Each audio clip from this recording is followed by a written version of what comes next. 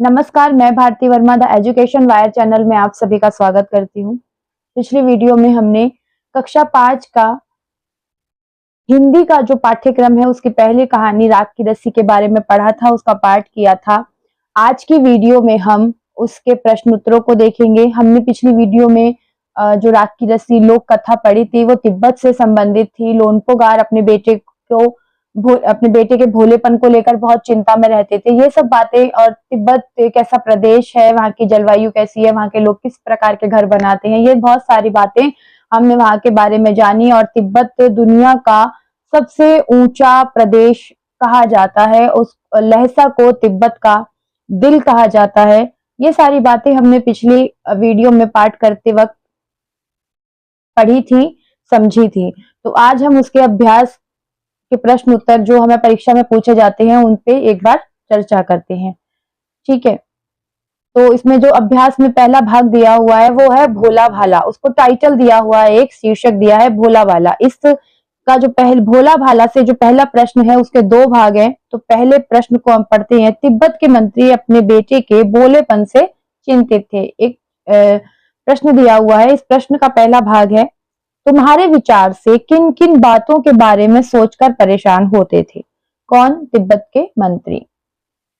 हमारे विचार से वे सोचते होंगे कि उनका बेटा बहुत सीधा साधा है, भोला भाला है, वह अपना जीवन यापन कैसे करेगा, अपनी अपना खर्चा कैसे चलाएगा, ये सारी बातों को सोचकर वो चिंतित रहते थे। अब इसका दूसरा भाग है, तुम तिब्बत के मंत्री की जगह होती तो क्या उपाय करती या करते? ठीक है, अब इसके ये जो प्रश्न पूछा गया, ये बच्चों से पूछा गया है कि अगर आप तिब्बत के मंत्री की जगह होते तो आप क्या उपाय करते जिनसे कि उनके बेटे में समझदारी, होशियारी और चालाकी आती।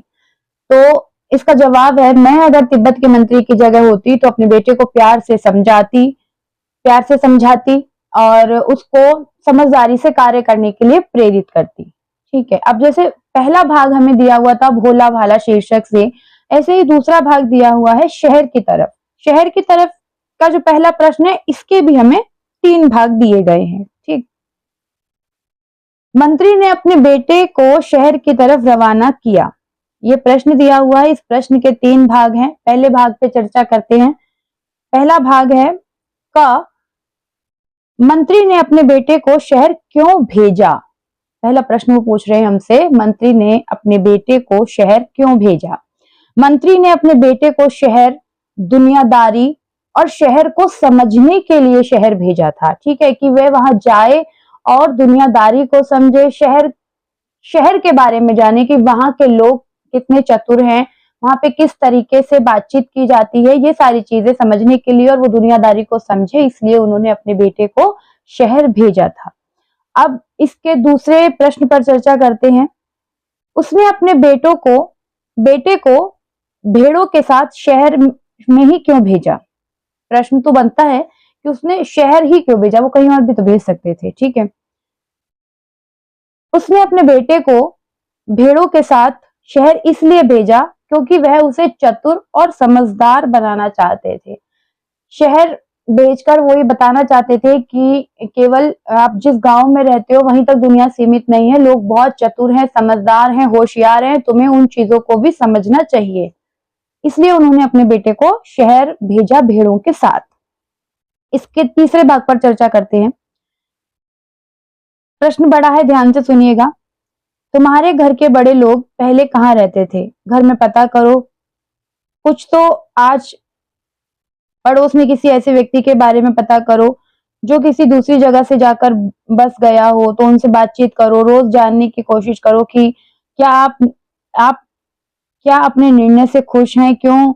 एक पुरुष, एक महिला, एक बच्चे से बात करो। यह भी पूछो कि उन्होंने वह जगह क्यों छोड़ दी।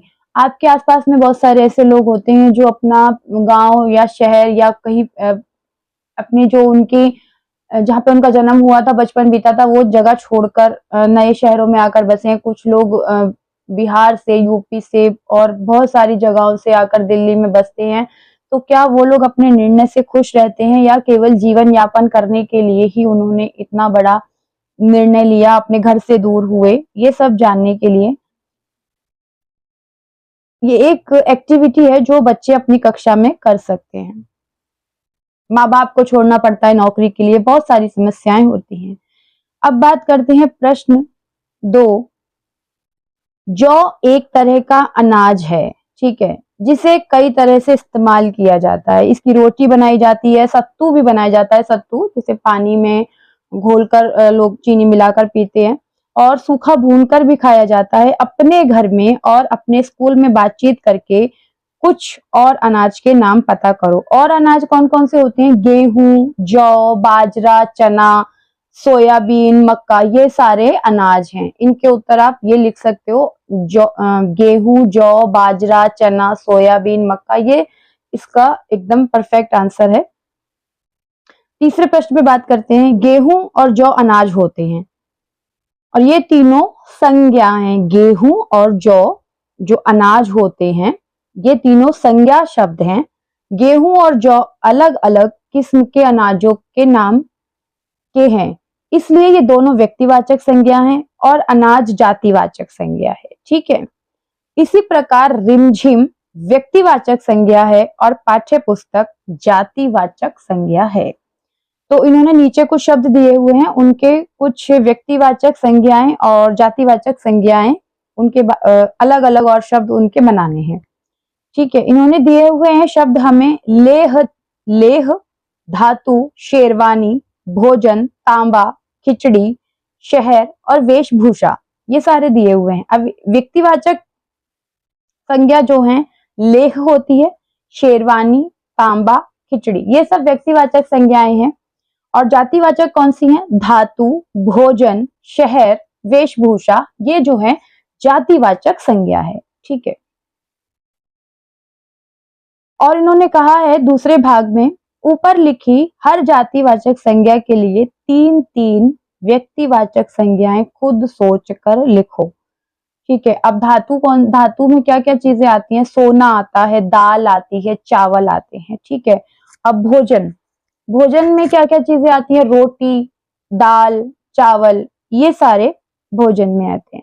शहर कौन कौन से हैं? दिल्ली, मुंबई, कलकत्ता, ये सारे शहर हैं। वेशभूषा कैसी होती है? धोती, साड़ी, कमीज, सलवार, दुपट्टा, ये वेशभूषा में आते हैं। ठीक है,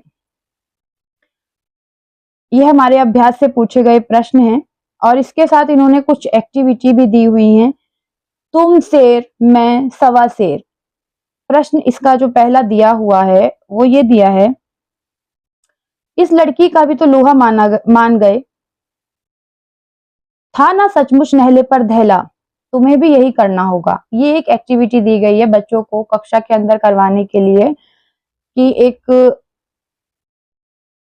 कागज की कुछ पर्चियां यानी कि चिट बनाओ और एक डिब्बे में रखो, उसे एक बच्चा उठाएगा और गोलाई में बैठे हुए बच्चों से चिट निकाल कर पढ़ो और उसे छुपाओ। और एक ऐसी एक्टिविटी है कि तुम भी एक ऐसा कार्य करो जो जिसे इस लड़की ने करा था, राख की रस्सी बनाना। असंभव कार्य को संभव बनाया था इसने, एक ऐसा ही उपाय है। तो इसको हम ऐसे कर सकते हैं कि जैसे एक मास्टर बोले एक स्टूडेंट को या शिक्षक बोले अपने विद्यार्थी को कि भाई तुम पानी का पत्थर लेकर आओ। पानी का पत्थर, तो पानी का पत्थर किस तरीके से बन सकता है?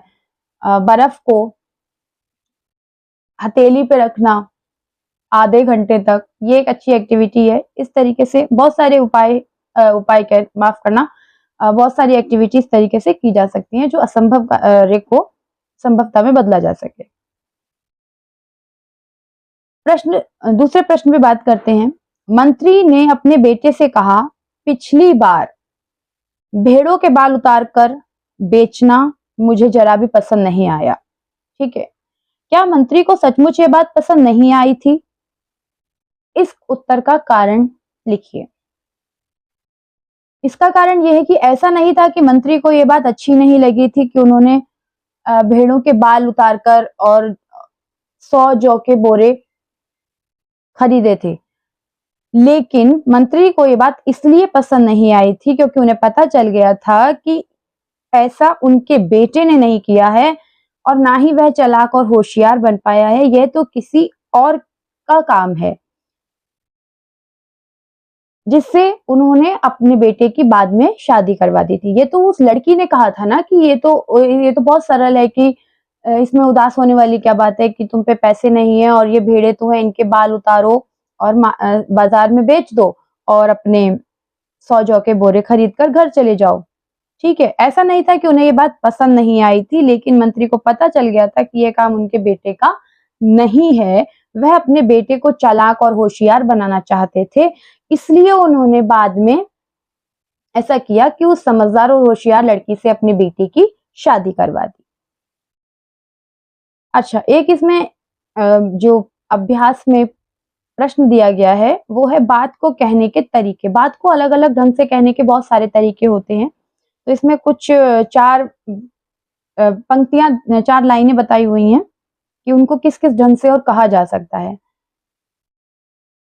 और तुम उसे किस तरीके से मतलब बच्चे उसे किस तरीके से कह सकते हैं। पहला है चैन से ज़िंदगी चल रही थी। हमने पढ़ा था ना कहानी के अंदर शुरुआत में कि चैन से ज़िंदगी चल रही थी, अभी तक कोई परेशानी नहीं थी। तो इसको दूसरे ढंग से कैसे कह सकते हैं, ज़िंदगी आराम से कट रही थी।